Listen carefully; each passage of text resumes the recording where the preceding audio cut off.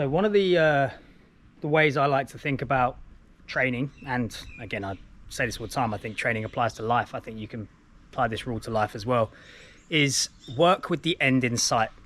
And what I mean by that is understand what it is that you are working towards from an end point of view, and then lay the stepping stones that are going to get you to that goal. So for me, when it comes to my training, what I'm trying to train for is ultimately to be the best version of myself, the fittest, fastest, strongest, most capable version of myself, not only now, but in my 40s, in my 50s, in my 60s. I still want to be doing what I'm doing today when I'm 60. Now, whether that's achievable or not, I don't know, but that is my goal. So everything that I do now doesn't come to the detriment of that long-term goal. And I think when you start working backwards from what you want, right? Because the reality is that I enjoy training. So I want to continue doing this for as long as I'm alive. And if I start setting goals and expectations, maybe I start chasing a 3 times bodyweight back squat or whatever it might be, it's that goal of a 3 times bodyweight back squat is going to potentially compromise my long-term health, right? Because if I start putting heavy bars on my back continually week on week, it's that the risk of injury goes up. So this is why I say train with the end in sight, because for me, the marathons, the half marathons, anything that I do that isn't the goal. That is to keep me on the straight and narrow, to keep me moving towards my goal, which is to be the fittest, fastest, strongest version of myself when I'm 40, when I'm 50, when I'm 60. And I think that is a good perspective to have when you're looking at your training, because I've been guilty of this when I was younger, is that like I compromise my physical well-being, my body, for the pursuit of a goal of squatting more weight or deadlifting more weight. And the reality is that from the perspective that I've had from working with injured people, is like when you get severely hurt, like your quality of life goes through the floor. You know, it's like you don't realize what you've got until it's gone. And once you lose the capabilities of your body, like you soon realize that you were chasing the wrong rabbit, right? The goal for training is to be fit, strong, physically able, and not to compromise that through the pursuit of these sort of short-term ego goals because the reality is that if you continue training and you don't get hurt, you will continue getting stronger, because it's really only an injury that can make us stray from that path, because then we have to stop training, then we have to rehab, then we lose time, then we lose momentum. So for me, it's always about training with the end in sight, and I think it's a really good perspective to have, not only with training but also business, life, everything that you're doing, is that figure out what it is that you want at the end of the journey, and then lay the foundations and the stepping stones that are going to get you towards that. Look after your body as if it's the only one you've got, because it is.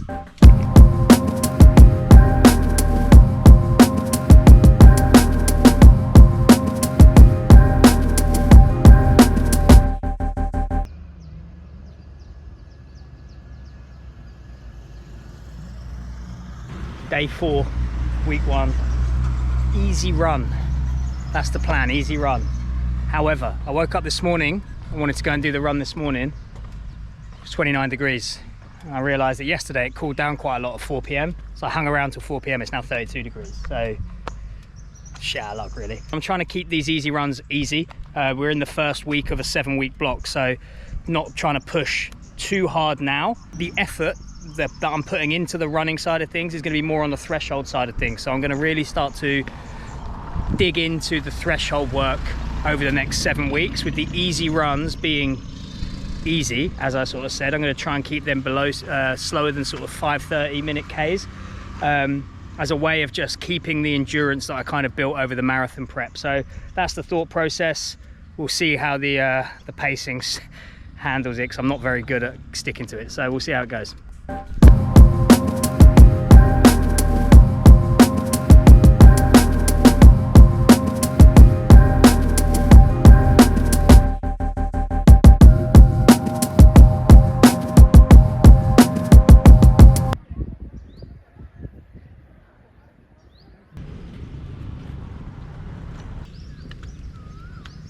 just finished up that easy run. Finished up on 9k, did it in just over 55 minutes. I think an average pace of 5:35, so it was pretty much bang on point from what I wanted. So that was the good. Body felt good. One of the things explained to you is how I determine easy runs. And one of the easy ways that I've kind of played around with over the years is kind of utilizing heart rate. Now, you've probably seen loads of videos talking about low heart rate training. I'm going to tell you how I use it and how I use it to sort of guide my training and some sort of principles that we'll do. So let me get home, get showered, and then we'll get stuck into how I utilize heart rate training. Okay, feel much better after that shower. That was absolutely cooking out there today, but it was a really good run. Got what, 50 odd minutes, 9k. Everything felt good, felt easy. Managed to stick to the game plan of sort of 5:30 Ks. And it felt really good, to be fair. So just trying to get rehydrated because I lost a lot of fluid on that run. So as I sort of mentioned, one thing I kind of wanted to finish off on today's video with, because I might waffle on for a bit on this, but is on heart rate training and how to utilize heart rate in your training and some of the benefits of it. Because there's lots of videos out there that will go into the deep science of it and stuff like that. Peter T has done a few really good ones. But for me, one of the big things that I love about heart rate training and utilizing heart rate in your training is it gives you a better understanding as to how I operate internally, right? It gives me objective data that allows me to better understand myself and how I respond to different activities. Touched on this yesterday in yesterday's video about the benefits of understanding you and understanding yourself, and how we're always on this path of self-discovery, and collecting data on ourselves, such as heart rate, gives us more reference points to have a better understanding as to what's going on inside of me in different scenarios, right? So first and foremost, like, one of the biggest things about utilizing heart rate training is it allows me to have better control of my overall training stress. Because one of the problems of being a hybrid athlete, when you're trying to combine running, lifting, and all of that stuff together, is we're doing a lot of work. So we need to be really in control of the overall training stress, because if we allow that stress to get too high, we're just going to be fatigued. And if we're fatigued, we're not making progress, you know. And if we're not, and if we're fatigued, we're more likely to get injured. And I've always said is that injuries are our biggest obstacle to progress. So we need to make sure that we're really in control and understand like what every session's designed for. So again, this is something that I do with my coaching, with my sort of training club programs, is we'll go through a testing so that you can understand what your max heart rate is. So a really simple one is like a Cooper test, just a 12-minute run. You know, put your heart rate monitor on, put your watch on, and then just you're trying to cover as much distance as you can in 12 minutes. And then what you'll get at the end of that is you'll get what your peak heart rate is. And then that gives us a little bit of data to say, right, this is where you sort of sit. And then from there, when I say I want 70% of your max heart rate, you've now got a bit of a bandwidth and understand what that should be. And what you'll realize is that some people are really efficient at low heart rate training. These are normally the people that have practiced it. And people that haven't practiced it aren't very good. And what I mean by that is they'll go out for an easy jog, and when you look at their heart rate data, because I've done a lot of like assessing people's heart rate data, it kind of creeps and then jumps. They jump. Their body wants to prioritize glucose as their primary fuel source because that's all they've ever trained.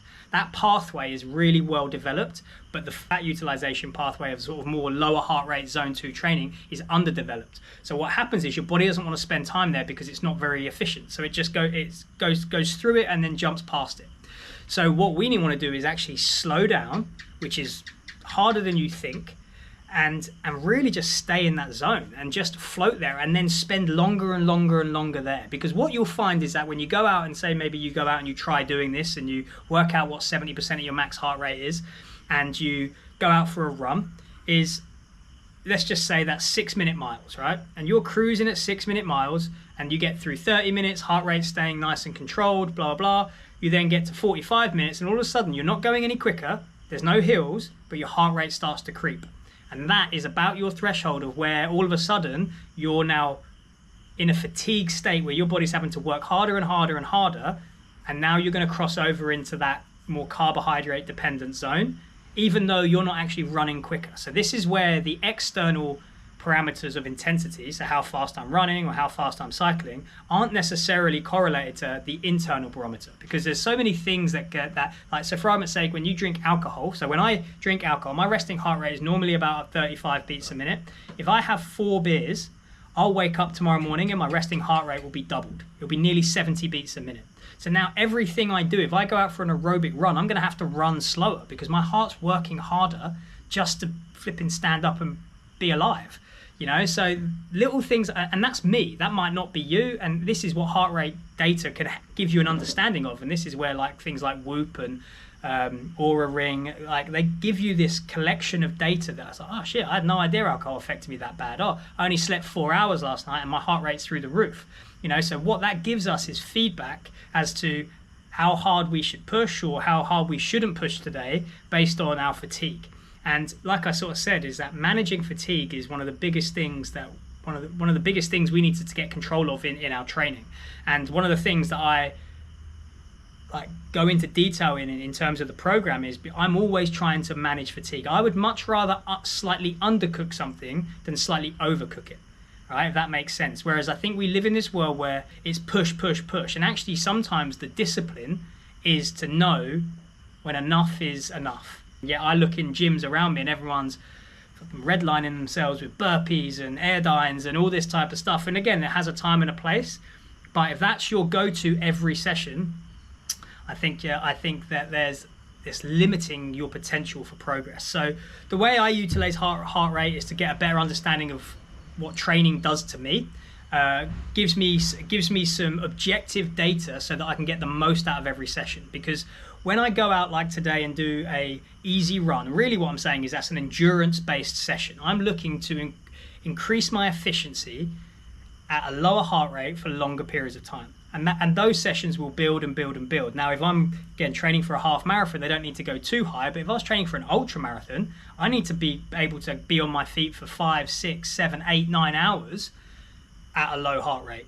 You know, so that might be hiking for someone that does an ultra. That might be the first part of their training, might be going out for a 7-hour hike, and then it might be run, hike.